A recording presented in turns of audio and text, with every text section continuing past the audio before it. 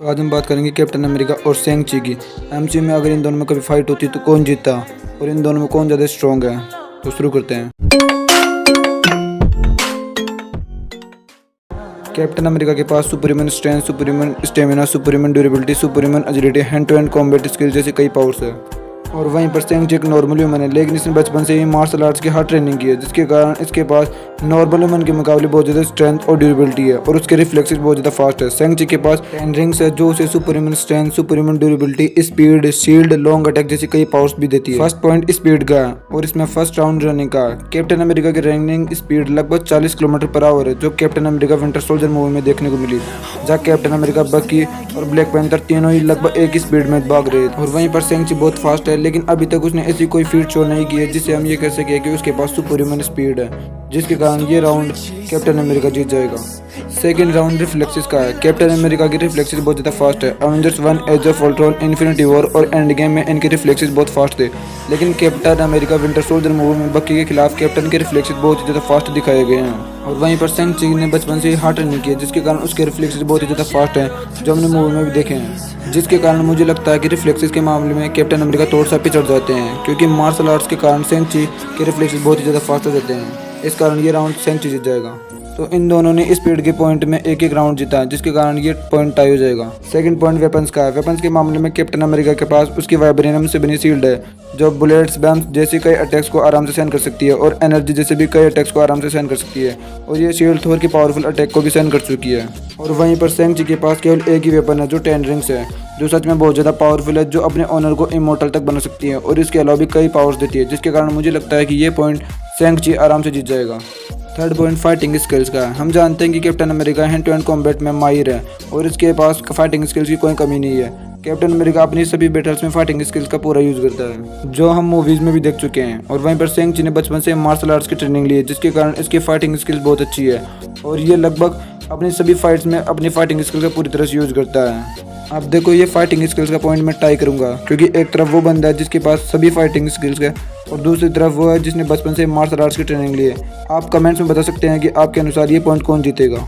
Fourth point intellect का है। Captain America वैसे तो सबसे ज़्यादा इंटेलिजेंट सुपर नहीं है, लेकिन इसके पास बेटर IQ बहुत ज़्यादा है। और वहीं पर सेंग ची बहुत ज़्यादा स्ट्रॉन्ग है, लेकिन वो बहुत ज़्यादा इंटेलिजेंट नहीं है और ना ही मुंह में ऐसा कोई सीन दिखा है जिससे हम ये कह सकते हैं कि वो बहुत ज़्यादा इंटेलिजेंट है, जिसके कारण ये पॉइंट कैप्टन अमेरिका जीत जाएगा। फिफ्थ पॉइंट एक्सपीरियंस का है। कैप्टन अमेरिका उन सुपर हीरोज में से एक है जिसके पास एक्सपीरियंस की कोई कमी नहीं है, और कैप्टन अमेरिका उन सुपर हीरोज में आता है जिसके पास सबसे ज़्यादा बैटल एक्सपीरियंस है। और वहीं पर सेंग ची के पास कोई एक्सपीरियंस नहीं है, क्योंकि वो बैटल से दूर रहता है और अकेला रहना पसंद करता है। तो ये पॉइंट कैप्टन अमेरिका जीत जाएगा। सिक्स्थ पॉइंट एडवांटेज का है, और एडवांटेज के रूप में इन दोनों के पास ही एक दूसरे के खिलाफ कुछ भी नहीं है, जिसके कारण ये पॉइंट टाई होगा। सेवेंथ पॉइंट ड्यूरेबिलिटी का है। कैप्टन अमेरिका के पास सुपर ह्यूमन ड्यूरेबिलिटी है। Captain America Winter Soldier movie में ये बंदा बहुत ऊंची इमारत से कूद जाता है, फिर भी इसे कुछ नहीं होता है। आयरन मैन, थैनोस, बकी के पंच लगने के बावजूद भी लड़ता रहता है और बुलेट लगने के बावजूद भी लड़ता रहता है, और शिप के क्रैश होने और 70 वर्ष तक बर्फ में दबे रहने के बावजूद भी जिंदा रहता है। और वहीं पर सेंग ची की ड्यूरेबिलिटी नॉर्मल ह्यूमन से ज़्यादा है, लेकिन जब उसके पास 10 रिंग्स होती है तो उसकी ड्यूरेबिलिटी और भी ज़्यादा बढ़ जाती है। सेंग ची ने बस में फाइट के दौरान बहुत ज़्यादा पंचेस सहन किए थे और मैंड्रिन के 10 रिंग से किए गए पावरफुल पंच को भी वो सर्वाइव कर जाता है, जो उसकी ड्यूरेबिलिटी को दर्शाती है। मेरे अनुसार ड्यूरेबिलिटी का पॉइंट कैप्टन अमेरिका जीत जाएगा, क्योंकि उसके पास ह्यूमन की पीक लेवल की ड्यूरेबिलिटी है। एट्थ पॉइंट स्ट्रेंथ का है। कैप्टन अमेरिका के पास सुपर ह्यूमन स्ट्रेंथ है, जो किसी भी एनिमी को टक्कर दे सकती है। कैप्टन अमेरिका लिफ्ट में 10 से ज़्यादा हाइड्रा के स्पेशल एजेंट्स को ढेर कर चुका है और कुछ टाइम के लिए आयरन मैन की स्ट्रेंथ को ओवरकम कर चुका है। अल्ट्रॉन को बराबरी की टक्कर दे चुका है, बकी को हरा चुका है, थैनोस, लोकी, कोरस ग्लेव को फाइट दे चुका है, और हेलीकॉप्टर को उड़ने से भी रोक चुका है, वो भी अपनी फिजिकल स्ट्रेंथ के सहारे। और वहीं पर सेंग ची की स्ट्रेंथ भी नॉर्मली में से ज़्यादा है। उसने बचपन में ही पंच मार मार कर लकड़ी में होल कर दिया था, अपने टीचर को भी हरा चुका है और एयर मैनिपुलेशन करके मैंड्रिन विद 10 रिंग्स को भी बराबर की फाइट दे चुका है, और 5 रिंग्स के साथ मैंड्रिन को हरा भी चुका है और 100 लीटर ड्रैगन को भी हरा चुका है, जो उसकी सबसे बड़ी फीट है। देखो, अब पहले फिजिकल स्ट्रेंथ की बात करूँ तो कैप्टन अमेरिका ये पॉइंट जीत जाएगा, क्योंकि उसकी फिजिकल स्ट्रेंथ बहुत ज़्यादा है सेंग ची से। लेकिन अगर वेपन्स के साथ इनकी स्ट्रेंथ की बात करूँ तो सेंग ची 10 रिंग्स के कारण ये पॉइंट जीत जाएगा। 9th पॉइंट स्टेमिना का है। कैप्टन के पास सुपर ह्यूमन स्टेमिना है, जो उसे फाइट में बहुत ज़्यादा काम आता है, लेकिन फिर भी कैप्टन को अवेंजर्स मूवी सीरीज में थकता हुआ कई बार दिखाया गया है। सेंग ची का भी स्टेमिना अच्छा है, लेकिन हम उसे फाइट्स के दौरान हाँफते हुए देख सकते हैं, जिसके कारण मुझे लगता है कि ये पॉइंट कैप्टन अमेरिका जीत जाएगा। 10th पॉइंट वीकनेस का है। कैप्टन अमेरिका की एमसीयू में कोई भी बड़ी वीकनेस नहीं है, और वहीं पर सेंग ची की भी कोई बड़ी वीकनेस नहीं है। तो अब बात करते हैं फाइनल रिजल्ट की। तो कैप्टन अमेरिका के पास है 10 में से 4 पॉइंट और सेंग ची के पास है 10 में से 2 पॉइंट। तो पॉइंट्स के आधार पर कैप्टन अमेरिका ये फाइट जीत जाएगा, क्योंकि उसकी फीट ज़्यादा होने के कारण उसने ज़्यादा पॉइंट जीते हैं। लेकिन अभी भी फाइट बाकी है मेरे दोस्त। अगर इन दोनों में फाइट बिना वेपन्स की होती है तो फाइट में कैप्टन जीत जाएगा, क्योंकि उसकी फिजिकल स्ट्रेंथ और ड्यूरेबिलिटी ज़्यादा है सेंग ची से।